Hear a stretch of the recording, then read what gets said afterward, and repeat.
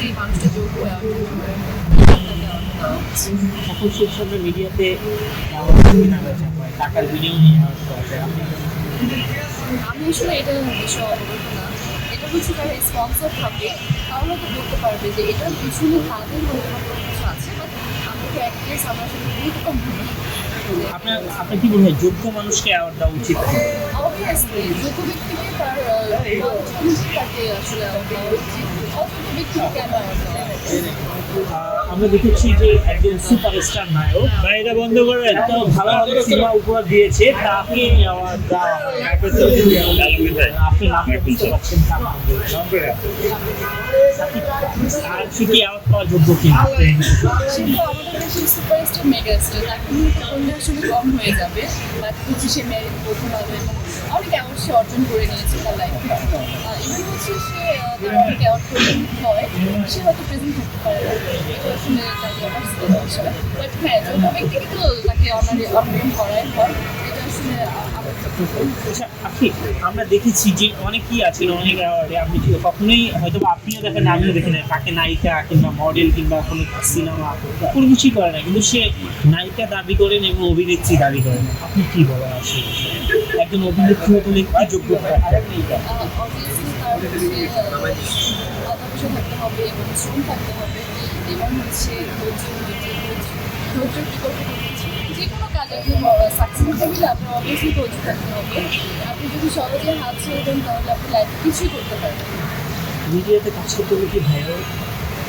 না, এটা আসলে তার যোগ্যতা অনুযায়ী তার কাজের মাধ্যমে কাজটাকে ভাইরাল করে আনতে হবে। কেন নিজেকে আমরা ভাইরাল প্রমাণিত করবো? আমাদের কাজই তো বড় প্রমাণ যে আমরা কী করছি।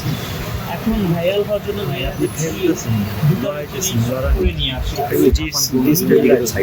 ফোন আছে, আপনি একজন আমরা তো আগেই দাঁড়াইছি, আপনি তো চাপে একজন মেয়ে খাস করে বললো যে আমার এটা তার 1 লাখ টাকা, এটা 5 লাখ টাকা, এটা বলা উচিত।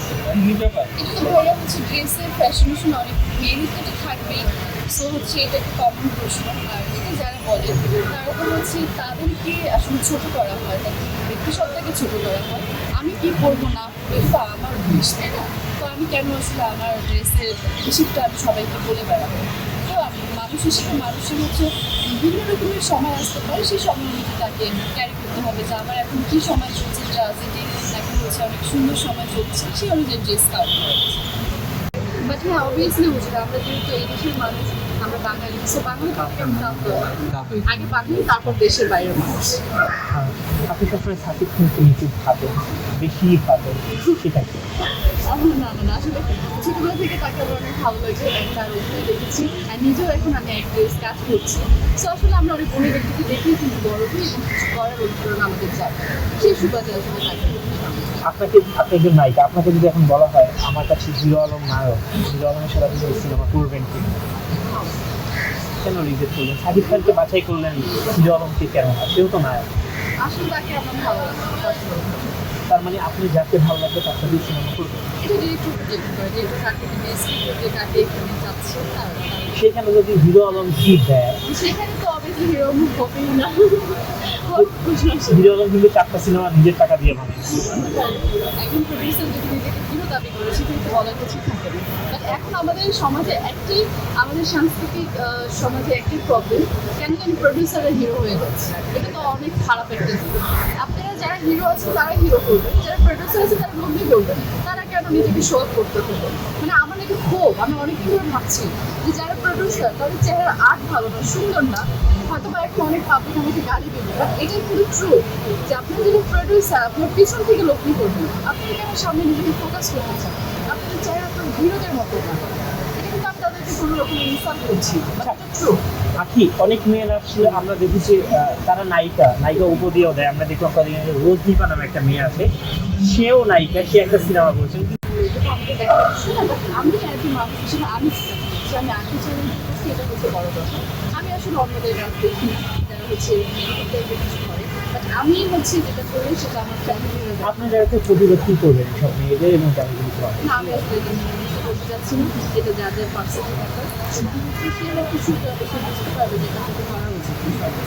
আপনার একটা সিনেমা আমরা যখন সামনে কাজ করছি, সেই সিনেমার বিষয়ে জানতে চাচ্ছি কোন ক্যারেক্টারে আপনি অভিনয় করছেন? আচ্ছা, আমি নায়িকা হিসেবে আছি। আমার এই মুভিটা শেষ হয়েছে সিনেমার বন্ধু, যেটা হচ্ছে কামরুজ্জামান। সো এটা নিয়ে আসলে যেটুকু বলেছিল যে এখন তো কিছু বলা যাবে না, আমার প্রেস কনফারেন্স করে আমরা একটা বলবো, বাট এখন বলিনি কিন্তু। এবার ডিরেক্ট সিনেমা দেখছি। এবার আমি আসলে এবার কারো সিনেমা দেখা হয়নি, ইচ্ছে ছিল যে দেখবো, বাট আমি কারো সিনেমা দেখিনি। আমার হচ্ছে সাকিব খানের সিনেমা খুব পছন্দ দেখা হয়, বাট এবার কেন কারো সিনেমা আমার দেখা হয়েছে। সাকিব কোনো নাম বললেই সবার আগে সাকিব খান কেন চলে আসে? সাকিব খান কি সুপারস্টার বলি তার নামটা আগে বলি। সাকিব খান হচ্ছে আমাদের দেশের স্বপ্ন। সো হচ্ছে তাকে নিয়ে আমরা গর্ববোধ করি যে না আসলে ওনাকে ছাড়া তো আসলে কোনো কিছু ভাবা যায় না, যে সিনেমা মানে হচ্ছে সাকিব খান, সিনেমা মানে হচ্ছে ধামাকা।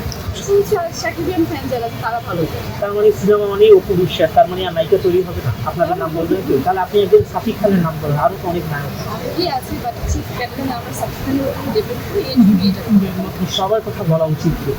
অবভিয়াসলি সবাই থাকবে যে যে কাজের জায়গা থেকে নিজেকে এগিয়ে নিয়ে যাবে। আচ্ছা, আপনি বললেন একজন সাকিব খান যে নায়িকা মানে বাংলাদেশি নায়িকার চেয়ে বিদেশি নায়িকাদের সঙ্গে সিনেমা বেশি করে, আপনার কি মনে হয় তার বাংলাদেশি নায়িকাদের চান্স দেওয়া উচিত? ভাই এটা তো আসলে যে একটু